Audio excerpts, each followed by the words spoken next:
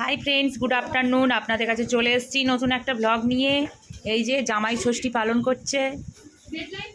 বছরে আমরা যে যেরমভাবেই থাকি না কেন, আমরা 4 ভাই বোন, এই 4 নয় সরি, আমরা 7 ভাই বোন সবাই আয়োজন করেছে। বড়দা, মেজদা, ভাই, কাকা।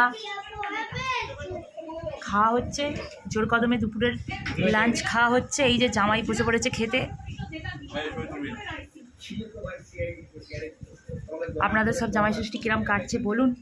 বোন সব রান্না বান্না করেছে।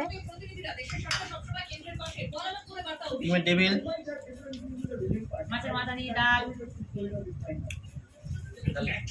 কাতলা মাছের কালিয়া, চিংড়ি মাছের মালাইকারি, সর্ষে ইলিশ, চাটনি, পাঁপড়, আর এই হচ্ছে ফিরনি, আর ওদিকে দই মিষ্টি। জামাই খাওয়া শুরু করে দিয়েছে। আপনাদের সব জামাই ষষ্ঠী কেমন কাটছে?